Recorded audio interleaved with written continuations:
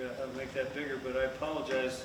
There's really no way to do that. But you can see in this that they actually at that time, the parents actually did it in cursive, but still it's upper and lowercase.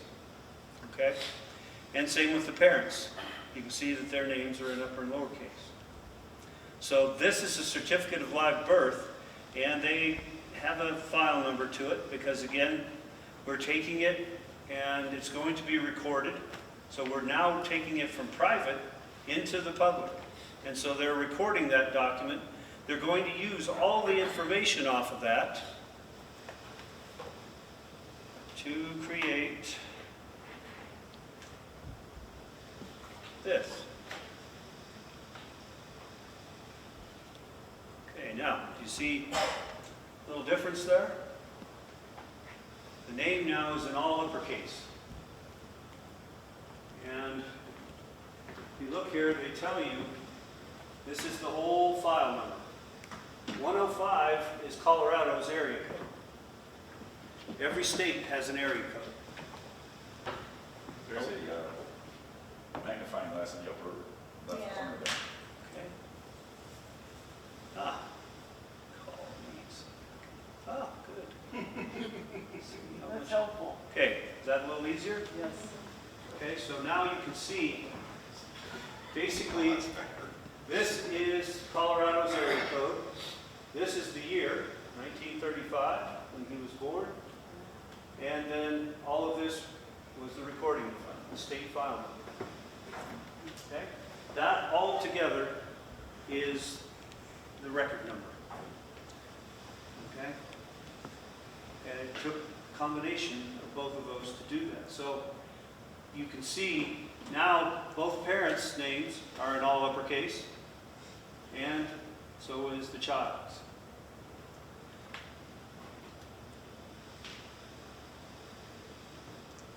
And just to show you here, now let me use our little, thank you for the magnifying. I don't know why I wasn't smart enough to figure that out on my own, but there's that 16392.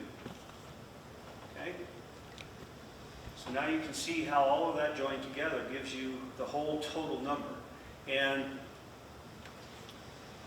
there's a lot of things that we can talk about in the future, but I just wanted you to understand, because these two documents, you want to show when you go to do your state national status that you comprehend the difference between the birth certificate and the certificate of live birth. And so it's good to have a copy of each of those as an attachment to your affidavit. And that's actually in our document. So that one's the one we were talking about should be on file? That's right. what we're talking about? And it will be. They just don't want people to have it Right. And so I'm telling people right now, it's going to be hard for a lot of us, but it's time to start reminding them who the master is. There's a reason that they're called public servants. Right. And I use the analogy, if you hired somebody to come in and clean your house, would you let them tell you how to run your house? No, you're paying them. They're your servant. They're the person you're hiring to do stuff for you.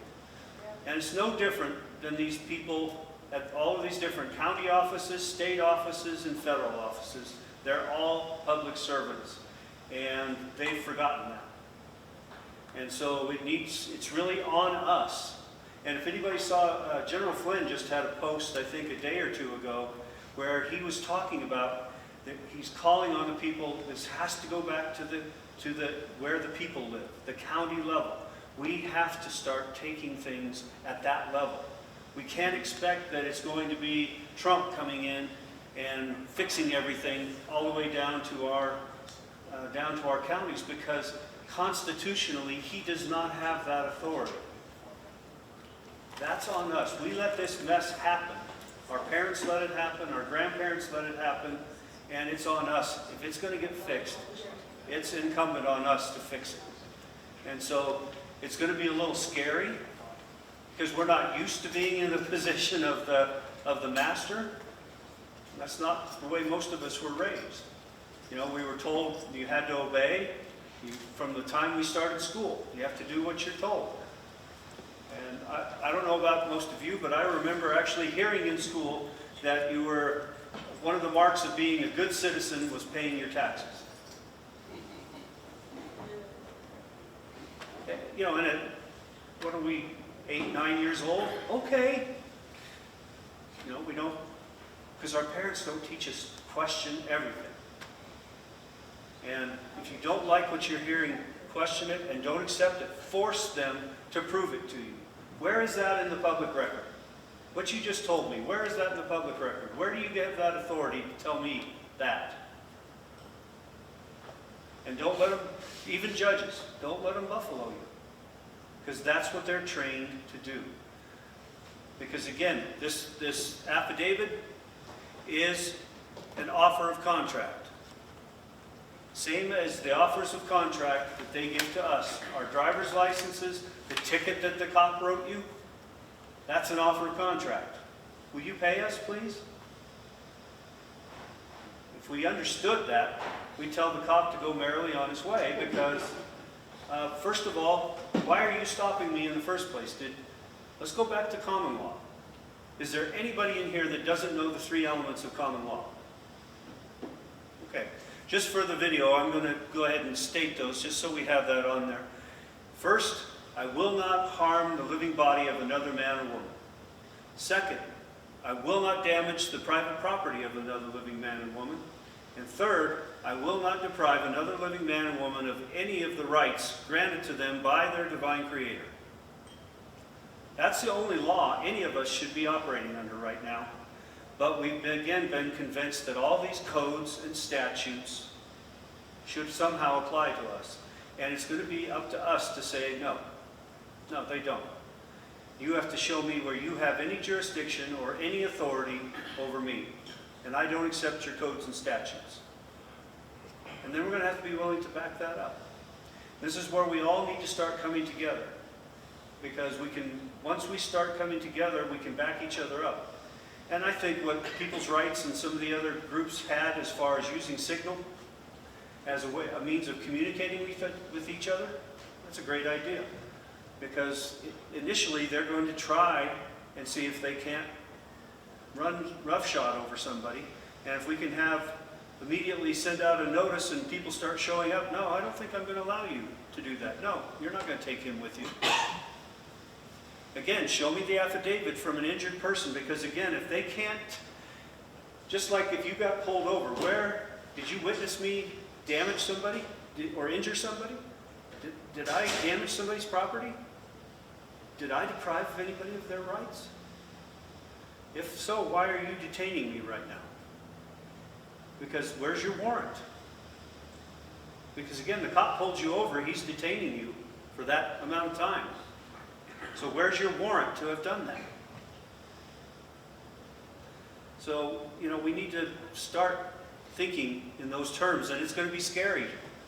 It was very hard for me. It's still hard for me, because you go back into your programming. If you don't catch yourself all the time, you'll go back into your yes sir, no sir programming and let them tell you what to do.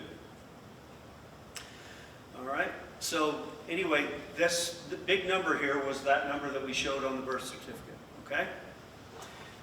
So now, we're just going to basically come out, any affidavit, you're going to start out and say who I am, okay? So here and now comes the divine creation, and that's what each of us are. We are a divine creation. Each of us unique. You know, we weren't created out of a test tube. We weren't created by anybody that walks on this earth right now. We are a divine creation. So this is the hard part to get used to as well, is this is your real name in all lowercase. And so mine would be Craig, hyphen, my middle name. This colon denotes I'm from the family, and Reeves. That's the patriarch's name. And, you know, whoever your mother's maiden name is, that's the matriarch. So, put it all together, and Craig, Wesley, Reeves. And that's, if you go to put an autograph on a check. If you're going to open a checking account, get used to making that what they call the signature. Okay? And then on a checking account, make sure after that you put that you're the agent. Because when they create that account, guess what? It's going to be all uppercase, right? So the only thing you can be for that thing is the agent for it. Okay, I'll control its finances, that's fine. Okay, so I'm a private living man or woman, hereinafter the affiant. The affiant is currently domiciled near whichever county, so in our case El Paso County, within the geographic landmass known as Colorado State, within the sovereign union of the United States, and notice we always go back to the original, which is the lowercase u. Because our original look at the original Constitution. If you've seen it, you'll see it's the Constitution for the lowercase u, United States of America. Because they were states that had contracts with each other, decided to do business as one big group called the United States. So at that time, there was 13 of them. And so there were 13 states. The affiant understands, which means I stand under, the sole authority, jurisdiction, and venue of the sovereign divine creator. The affiant is the son and heir of the sovereign divine creator and claims dominion granted by the sovereign divine creator over his given origin name, our name again, given by his or her earthly mother, and what that name is again, which that mother's name was first, middle, and her maiden name. And his or her father, first, middle, and maiden name. Hereinafter, the affiant's parents, with whichever day you were born. Hereinafter, that day. Okay? Now, anybody have any questions on that section? Is that pretty well straightforward? All right.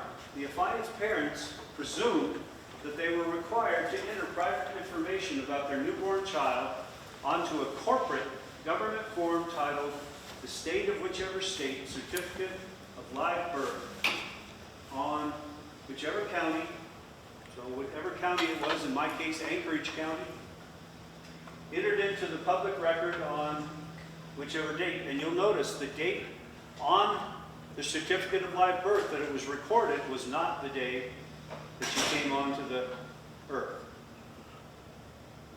So make sure you look at that, because it won't be the day you were born. It'll be 2 weeks later, some cases, depending on how backed up they were, maybe a month later. And that was the date it started to move into the public record. And so there was actually a recorder's number, and it was registered as state file number, and then that big long series of numbers. Now again, Alaska is 150, Colorado 105. Wherever you were born, they'll have an area code number for that as well. And on whichever date it was registered. The certificate of live birth document, hereinafter, the certificate of live birth, attached herein is attachment A. So again, that's why we want a copy of it, because we want that in the public record that we know what that document is the only record standing as evidence that a private live birth of a newborn male or female, who at that moment became the minor offspring property of the affiant's parents on the day you were born. Now, do any of you still have children at home? Well, adult children, but yes. Okay.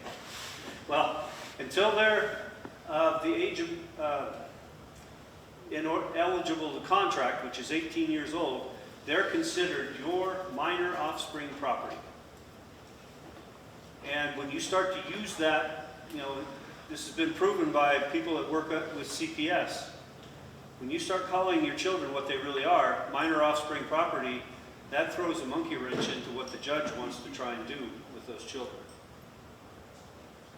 Because if you don't claim that, they're going to presume, because you signed a marriage certificate, that somehow they have some type of vested interest in that child. So I do have a 3.5-year-old grandchild. You're saying that we still have time to fix this? Oh, yeah. Because it hasn't been 7 years. No. If the parents want to do that, there's a way to do that. Okay? So, the affianced parents, let me bring this up so you're looking down at the bottom here. The affianced parents were not provided full disclosure. Now, that's another thing that we probably need to cover. Does anybody here know all the 5 elements of a lawful, valid contract? Okay? All right, number 1, all parties have to be competent to contract. Okay? So can I make a contract with somebody who's mentally disabled? Can I make a contract with a child or a minor? Can I make a contract with a dead person? Can I make a contract with a corporation? No. Now, there's one thing that we'll talk about as we go through here. There's a law maxim, and these were the ancient law maxims that were brought over. Most everything that's in file today is, to some extent, based on those law maxims. And so we're going to use one of those. It's called disparata non debent jungi. That's in Latin. In English, that means dissimilar things ought not to be joined. So I can't join flesh and paper. Okay? They can't be joined together. I can't have a contract with a piece of paper. Now, you understand why? Because the piece of paper is not living. I can have a contract with Christine if she wants to have a contract with me. But I can't have a contract with El Paso County. Because El Paso County is the dead entity. And that's what we need to understand. Because the only thing that they can make a contract with is that trust. That's why it was put together in the first place, is so that they could have contract. And then they get you to come along unwittingly as the surety or trustee. So when they pull you over for doing 40 in a 30 zone, the only thing they can charge is that trust entity that's on that driver's license, that's on that birth certificate. That's the only thing they can charge. You, the living man or woman, they can't charge you with anything. Because again, you didn't violate common law by going 40 in the 30 zone, did you? So I didn't harm another person. That's why you want to ask the officer, did you witness me harm another person? Did I damage somebody's property? Did I violate some kind of contract? You know, and the poor officers, I'm sure, are going to be sitting there going, I don't know how to answer that. Okay? So, now when we're going through this, let's see, where were we? So they weren't provided full disclosure. So we talked about the first element of the contract. That is that you have to be competent to contract. Yeah. Okay? 2, I have to be given full disclosure of all the elements of the contract. So you can't have some little, you know, Michael, you're probably very familiar with this. You know, they try and put little elements, it's in very small print. So the smart person has to even sit and read all this boring small print, pages and pages of small print, because they'll try and sneak stuff in. And everything we get is an offer of contract, so what can we do if we have an offer of contract we don't like? We can either reject it, or we can submit our own. Amend it. Exactly. So, to a certain extent, that's what we're doing with this. They had their, through the birth certificate, oh, now that I know what's going on, okay, I'll submit my own. I'll make an amended contract. And always understand, the contract that's on the top of the pile wins. Okay? All right, so the information, they weren't, okay, that was number 2. All right, so number 3, there has to be an agreement. We have to have a meeting of the minds. So in other words, if I'm making a contract with Michael, to paint his fence, then we have to agree, this is how big the fence is, and I'm going to paint this much of the fence, it's going to be this color, et cetera, et cetera. We have to have an agreement of what we're contracting about, okay? Then there has to be value. What's the value to the contract? Okay? So what are we both getting out of it? You know, Michael and I make the contract for me to paint his fence. He gets a brand new, nicely painted fence, and he agrees to exchange something of value to me. It may be money. It may be he gives me, he's got some great chickens that he wants to give me. As long as we exchange something between us, then we've met the terms of the contract. Now, think about your driver's license. Think about the IRS sending you a letter, which again is an offer of contract. What are you getting out of that? Where's your value? Exactly, there isn't any value in that. Okay? So now we've covered the 4, right? Go back and look here real quick. Sometimes, there we go. If you ever forget those, we put those in the affidavit. Okay? So let me find that.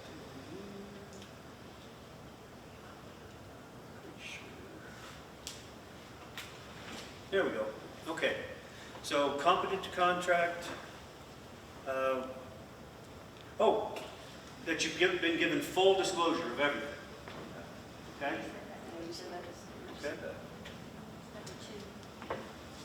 And that's another thing that invalidates most of the contracts that you ever get from the state, the federal government, the county. You're never given full disclosure about that. What do I get for this driver's license? You're saying I can travel freely on the roads that I paid for. Huh. Okay. And then there has to be consent. That's the last. So we both have to consent to it. Okay? Now, if you haven't, you can, not everybody here has a Black's Law, but that's where these terms came out of, actually out of Black's Law, and that's why there's that little footnote number 1 on there. Which edition did you refer to? It's the 5th edition, and it actually tells you which page that came from. Okay?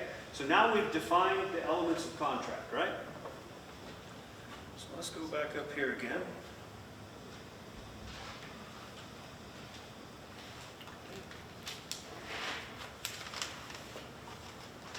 So right there, our parents weren't given one of the necessary elements of the contract.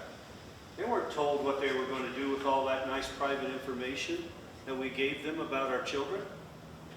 That they were going to create a trust entity and then cash flow all assets into that trust.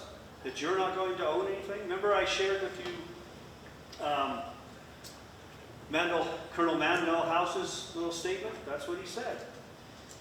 We're going to make sure that they are all paupers. That we control everything. And we went about doing it.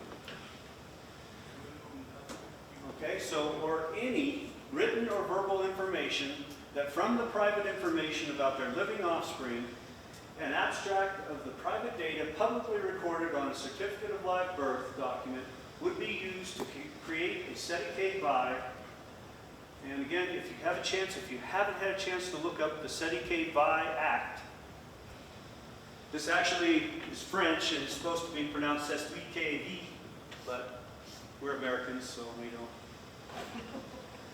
we have our own way of pronouncing it. So the easiest way is to call it SETI K-5. But there was actually a SETI K-5 Act of 1666. And I encourage everybody to go and look that up because that is the basis of what has happened to all of us now. Notice the numbers too. What's that? 1666. Yeah. Well, that was the time of the Black Plague. So And so many families were wiped out that there weren't, whole estates were left empty. Yeah. So then the government had to figure out, what do we do with those estates? Well, we'll hold them in trust until an heir comes and can make a valid claim to that estate, and then we'll turn it over. And then, if they didn't show up. Well, we weren't told that that's what they did with these trusts. And the trust holds all the assets. So why is your house title in that all uppercase name? That's why you don't own it. So if we got title to our car after we paid off the loan, can we insist that it comes in lowercase letters? If you want. But first off, all you have, remember, is a certificate of title. Right. And certificate means evidence. So they're telling you the title exists. This is evidence that the title exists. You just don't hold it. What's your house is called a warranty deed. You don't own the house. So they created a 7K by public legal fiction constructive trust entity, titled with a name styled in all capital letters as the name on the birth certificate, sounding similar to the name of their living minor offspring property. Notice regarding the creation of the public trust was then mailed to the affiant's parents as whichever state, Bureau of Vital Statistics, certificate of birth, or birth certificate. Hereinafter, the birth certificate. Now again, this was how Alaska puts it out. Every state is going to title theirs a little bit different. Don't get caught up in the semantics. That's why that's all in yellow, because you're going to want to look at your birth certificate or the birth certificate and make it match how that birth certificate reads. Okay? The birth certificate exists in the public record as that state file number within the public records for that state, entered into the public record by whichever person as deputy clerk. Again, that's why all that's in highlighted, because every state is a little bit different as to the public official that handled that. For Alaska, it was a deputy clerk on behalf of the district magistrate on state record date and that year. Okay? So far, everybody with me? Any questions on anything? If you're totally confused, don't be afraid to raise your hand, because it's good. I can guarantee you, if you have a question, if anybody in here has a question, there's at least one other person that has that same question. So please do everybody a favor and ask that question. All right. The affiant hereby attaches a certified copy of the birth certificate as attachment B. So we're putting attachment A as the certificate of live birth. Attachment B is the birth certificate. So now we're showing, I know the difference between the two. The jig's up. To this notarized verified affidavit, the affiant has no knowledge or evidence in any record that the birth certificate notice sent to the affiant's parents provided them with full disclosure that this document did not represent the birth of their living child, but was instead public notice of the creation of a public legal fiction trust. So we're telling them we know what you did. Okay. The affiant is alive and is the sole heir, beneficiary, and paramount title claimant to all assets currently held by the Seti K by Public Legal Fiction Trust Entity, all uppercase name, in the public record as the birth certificate. Additionally, the affiant makes paramount title claim to all assets currently held under all subsidiary trust entities created using the birth certificate. Now think about everywhere you've ever been. If you went into the military, they created another trust, right? Because that name is now last, first, middle, initial. When I was in the service, I was Reeves, Craig, W. That's another trust. That trust has assets in it. I don't have any. Why am I struggling to get by? Okay. All right. This document, along with attachments A and B, stand as evidence of life and paramount title claim to all assets currently held by all public legal fiction trust entities created using an abstract of the data provided on the certificate of live birth, noticed by the birth certificate. Okay? And that's all they did was gave you notice. Now, just so you're aware, we've got the name of the affidavit at the bottom on every page, what the page is, and this part in yellow again says you want to place an autograph or sealed 2 or 5 cent stamp on the bottom right corner on the back of every page of this document. After you've actually pulled your certified copies. Don't do it before you record it. This is kind of a waste of money because then you're going to want them to record both sides of the thing, which doubles the cost of the recording. The main reason you do that when you submit it is because they have this lovely habit of saying, since there's nothing on that back page, we could put our stuff on there and maybe monetize it, make a little money off it. They got a great system for doing that. So if you put that canceled stamp, again, you want to put the stamp in the bottom right corner of each back page, excuse me, and then autograph, just like you did on your international stamp and seal it. And that would be a standard 1 or 2 cent stamp. Yep. 2 or 5, 2, 5. something like that, it'd be fine. Okay?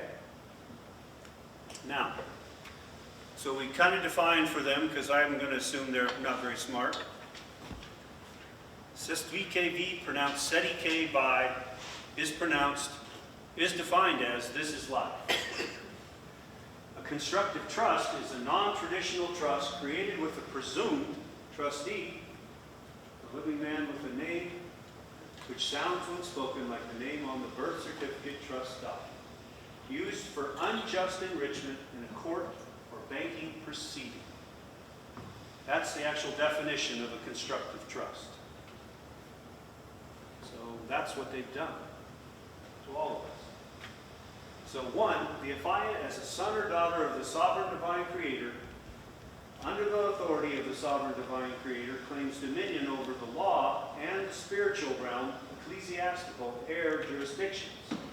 Now, is there anybody here that doesn't comprehend that law is actually an acronym? 3 letters. L, land. A, air. W, water. Those are the 3 jurisdictions. And people have to realize that that crafty little judge is very familiar with all 3 of them. And so if they can't trick you in one, they'll change their little hat and see if they can trick you into another. You want to stay on the land. And that's why anytime you submit an affidavit into the public record or into a court case, you get into court, you say, I stand on the unrebutted affidavit in the public record. I don't have anything more to say. And I'm going to object to anything that this prosecutor person over here says, because I've already told you, this is what I had, I believe, I felt like anyway one time when I lost one of these things. Again, most of the time we learn stuff through our mistakes, right? And so you're always offered, when you get into a trial, you're always offered the opportunity to, do you want to say a few words? And I didn't know at that time. And so after I lost, I was mad, beating myself up, and I felt like God told me, there's 3 things you need to say. He gave you the opportunity to say them, you just didn't know to say them. 1, I'm here by special reserved appearance only. That means I'm not here as that defendant. A special what? Special reserved appearance only. Okay. 2, I reserve all my rights.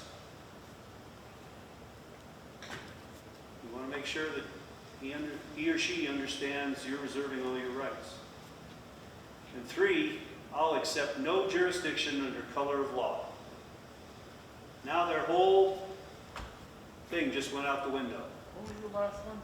I'll accept no jurisdiction, statutory jurisdiction, no statutory jurisdiction under color of law. Now, You guys know what color of law really means? Or colorable. Okay, color of law means substance, the appearance of substance without any substance. So if I pull out this silver coin, and then I have a picture of this silver coin, one of them is substance, right? The other one's the appearance of substance without any substance.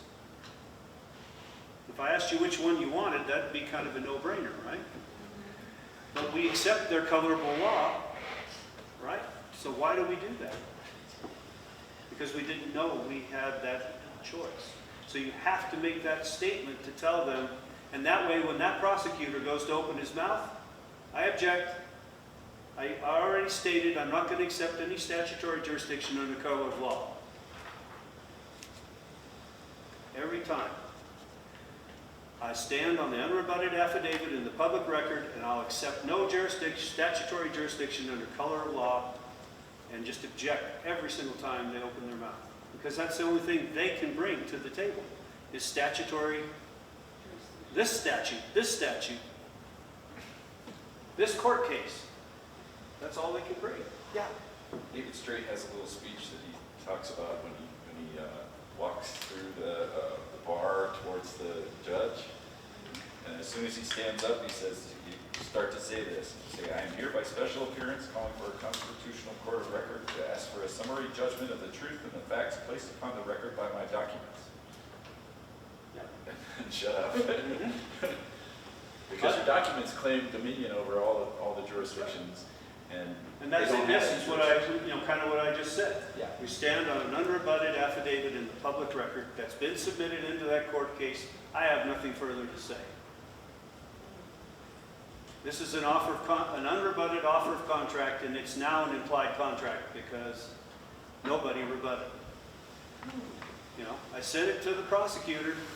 He's had it for X number of days, X number of months even. Never heard anything from him. So he's agreed to everything. Well, once it's recorded publicly Right. for 30 days, it's unrebutted. That's right. That's why it's called public policy law. They can't go back on They that. can't go back on it. And that's what this judge tried to tell yesterday. Oh, I denied that document.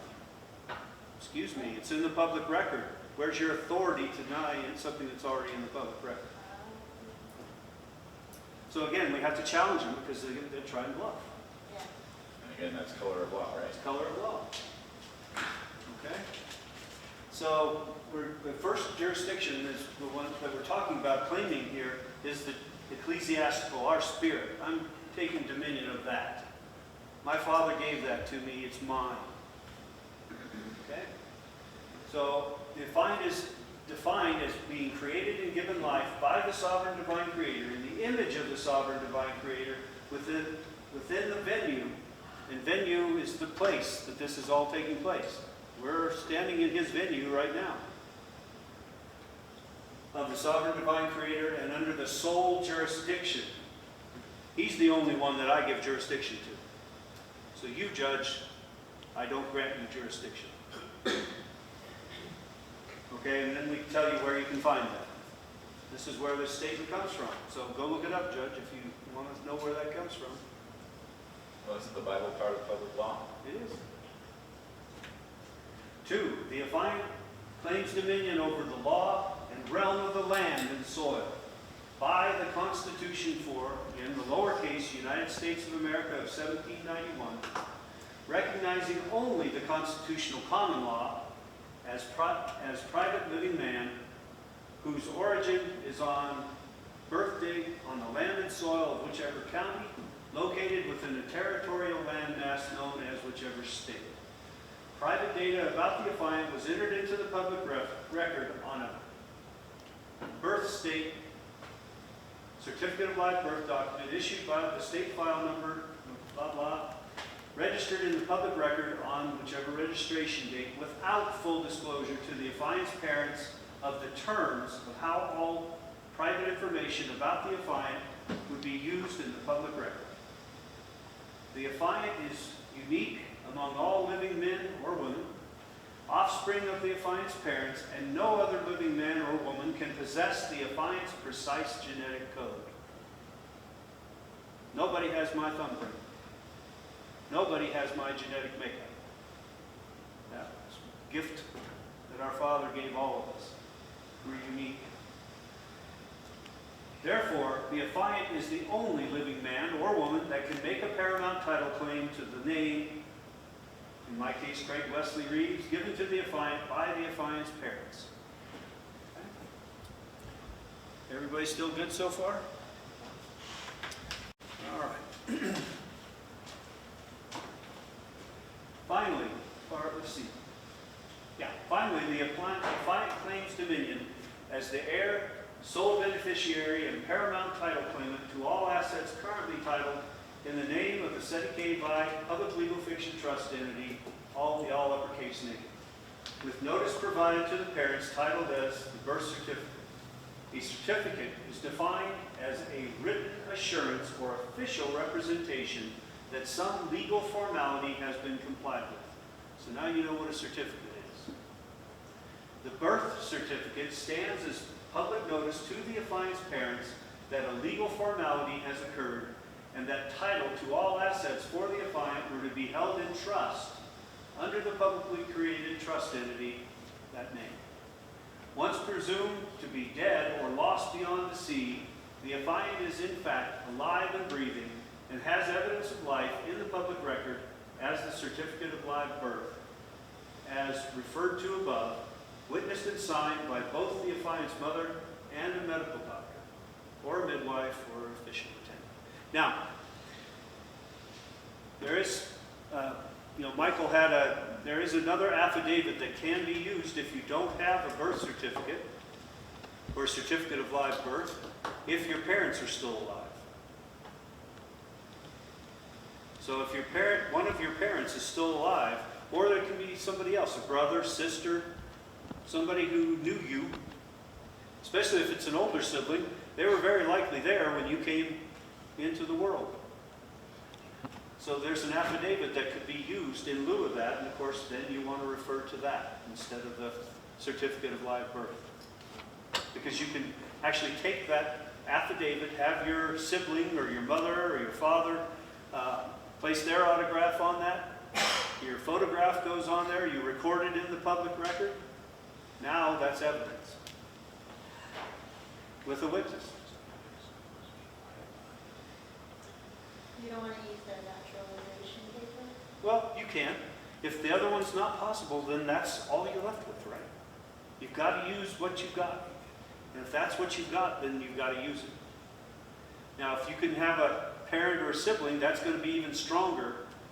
That's, in my opinion, that's even stronger than a certificate of live birth, because you've got their autograph on that document saying, I was there when you came into this world. I have firsthand knowledge of that event. Do you have that document? I have that in the... Yeah, and I can get that to somebody that if they want to try and use that, so just let me know. Okay, by recording of this document, the affiant asserts his or her claim of life as the rightful sole heir, beneficiary, and paramount title claimant to all assets currently held by all Sedicay by public legal fiction trust entities created using derivations of the original trust entity and the all uppercase name, which was created using an abstract of data provided on the certificate of live birth and noticed by the birth certificate. All right. The affiant, by public recording of this document, provides evidence in the public record that the affiant has attained the age of majority. Now I'm stating I'm no longer a minor. I've attained the age of majority. This is where you claim the minor estate, right? Yeah. So now I'm moving myself from being a minor to a major. Okay? From an infant to an adult. Okay? As an adult, by claim of life and paramount title claim to all assets currently titled under the Sedicay by public legal fiction trust entity, the all uppercase name, and all Sedicay by public legal fiction trust entities currently titled under all derivations of the name and that uppercase name, as subsidiary trusts. That's what they all are. Now Now, does everybody understand that the state of Colorado is a subsidiary trust to the United States of America? Corporate. Yep. And that El Paso County is a subsidiary trust under the state of Colorado. So they're all franchises. This is just like at McDonald's that's going to open franchises everywhere. And that's what they've done. That's why they had to move us from unincorporated to incorporated. There actually used to be counties in the various states that were unincorporated. They worked really hard to make sure they got rid of all those. They either put them out of business, or if you want to join the game and operate in commerce, this is how you do it. And incorporate yourself. Okay. So these trust entities created using abstract data on the certificate of live birth can be categorized on any type of public record. So I'm saying you cannot now be categorized as an infant or minor from any date after the public recording of this document. Okay, so from the date that document goes into the public record, you're now no longer a minor. 6, the affiant as a private living man or woman by public recording of this document affirms that no full disclosure wedding autograph contract currently exists, and the affiant does not consent to act as the surety or trustee for any public legal fiction trust entities titled using derivations of an abstract of data provided on the certificate of live birth and noticed by the birth certificate. So again, we're saying, I refuse. I am not the surety and the trustee. That burden is now on you to prove I am, and they never can. They could say, well, you signed the well. Did I get all the elements? No, I didn't have full disclosure. You didn't meet a lot of the elements of a valid lawful contract. Show me where you did. And of course, they operate in presumption and assumption, in falsehood, so they can never do that. 7, the affiant is the sole heir, beneficiary, and paramount title claimant to all assets of the public legal fiction trust entity, the all uppercase name, verifies that by public recording of this notarized verified affidavit, the public trust entity has attained the age of majority and hereby requires that all public records, whether international, federal, state, county, or municipal, be updated to reflect the age of majority, correct status of the public trust entities titled using derivations of an abstract of data provided on the certificate of live birth and noticed by the birth certificate. And finally, just for good measure, the affiant is of sound mind, in good health, free of all duress or improper consideration, and is competent to make all decisions regarding his or her own private welfare. So, lastly, in this group, we say the affiant hereby reserves all rights to assign true title via an executive trustee or general manager by a wedding, autographed private contract to all aforementioned assets to a private trust entity, issued a private trust identification number by the creator of the private trust, should the affiant voluntarily choose to do so. Now, right now, I won't go into a whole lot about that, but ultimately, what we want to do, see, they created this vessel. In my case, that vessel's name is Craig Wesley Reeves. And it has a whole number, the Social Security number, right? That's the whole number that they gave it. Okay, so everybody has to realize this is all Admiralty Maritime Law, which has to do with water. So we're all presumed to be vessels. So is your car. It's presumed to be a vessel. It needs a hull number. That's why they want you to have a license plate, so they can gain control over it. Okay? So the best thing to do is to create your own vessel, sail it up alongside their vessel, offload all the cargo from their ship onto your ship, and then sail away and let that one sink. Okay? That's the best way to do this, and over time, those that are interested in doing it, we can show you how to do that. But that's going to be, that way, you've got something that they can't touch. Because once you move all of that, the assets, onto a private vessel, they can't touch them anymore because it's no longer under the name they created. So, I have a question about, somebody brought this up recently. What about Social Security payments that they'd be getting? You can still get them. My friend that's done this, he just called up Social Security and said, you know, I've got a private trust bank account. And they said, okay, just give us the number. Oh. Okay, They got to pay that money, right? okay, You earned it. okay. You paid into it over all those years through your labor energy. Yeah. They can't withhold it from you. They're held by their own statutes that apply to that. Or if they worked for the military and they would get their retirement. Same thing. Okay, Military has to pay the retirement. It okay, doesn't define where it has to pay it out to. okay. All right. So again, the affiant, by his full commercial liability, affirms that all points in this notarized verified affidavit are true, correct, and complete. Then we have to let them know that any listing of case sites, whether international, federal, state, county, or municipal, statutes and codes, or executive orders are for the public agent's reference only and shall not be construed as submission by the affiant to any jurisdiction other than that of the divine creator.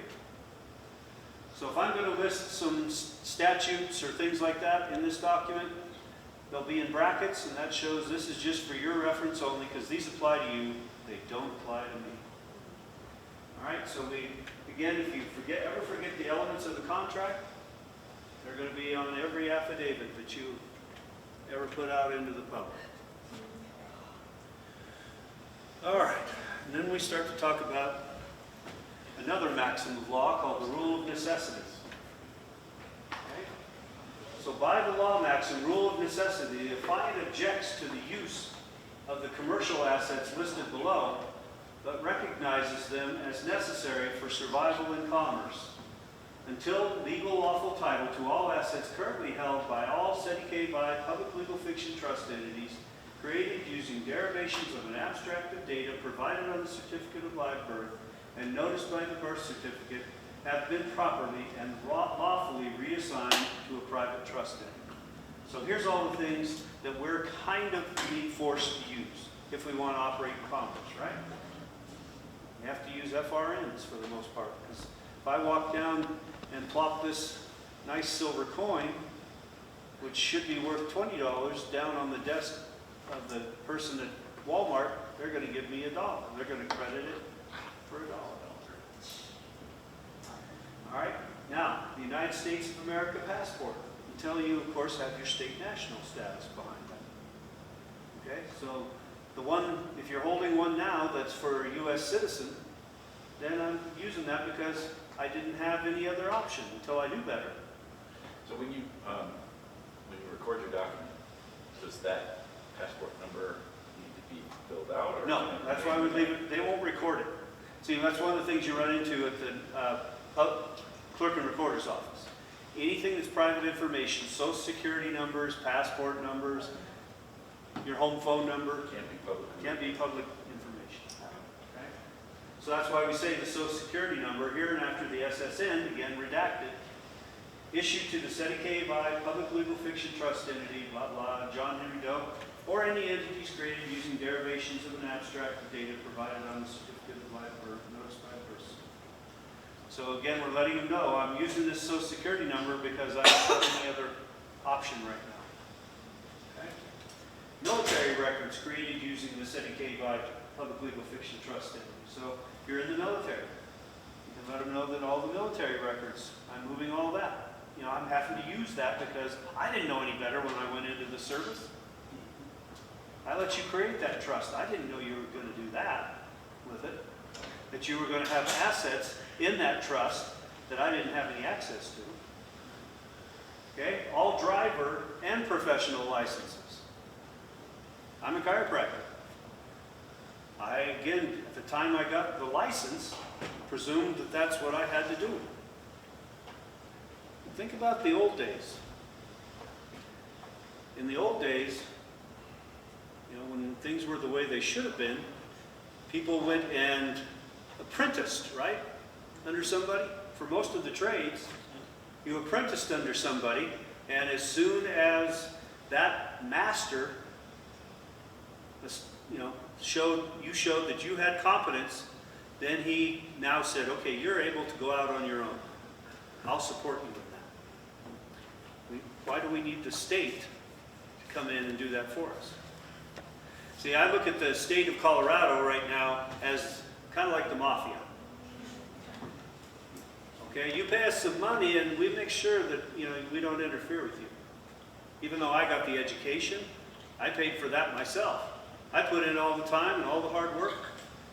What's value do you give me by giving me that license? Again, it's all public perception, right? Because they've created this illusion in the public's mind that if he doesn't have a license, he can't be as good as that guy over there who does. Right? So this is all stuff we're going to, over time, have to overcome because they've bamboozled everybody. Okay? So, and then commercial bank accounts and financial instruments, everything is going to be titled in the name of that trust. Like a credit card. You got stocks, you got whatever you got, you don't own any of it. You've been putting all your labor energy into that stuff, but you don't own it. That's kind of a hard pill to swallow, isn't it? I put all my labor energy into my house for X number of years, and now I don't own it. I don't hold title to it. That's not right. Okay, these claims are necessary because no private alternative remedies are offered in commerce for the affiant as a private living man or woman. So now, in all of our affidavits, not just this one, but every affidavit, you're going to start out with a declaration of peace. I don't want to go to war with these people, and I want to let them know that. The affiant is a private, neutral, peaceful, non-combatant, and non-belligerent. 2, the affiant is at peace with all public and private international jurisdictions and all named derivations, the several states of the Union, the public corporate entities, the United States of America and all named derivations, and the state of whatever state we're in right now. In our case, the state of Colorado and all named derivations. Okay? So, now, secondly, we're going to make an acceptance and claim for our protection. What documents am I going to actually say apply to me as a living man or woman? Okay? So 3, the affiant claims all rights and protections guaranteed by the Constitution, again, for the lowercase u, the United States of America, Bill of Rights of December 15, 1791, in our case, the Colorado State Constitution of July 1st, 1876, and all other organic state constitutions as the affiant's law form, and objects to any presumption of statutory jurisdiction under color of law. So we're going to do that over and over and over again. They're going to read that till that starts to get into their little brains. I'm going to jump to any claim of jurisdiction under color of law. Okay? 4, the affiant accepts no implied corporate contracts, which is everything you're going to get from the state, the county, the federal government. They're all corporate contracts. Or any contracts except those containing will, intent, and the wedding autograph of the affiant witnessed by 2 living men or women. Okay?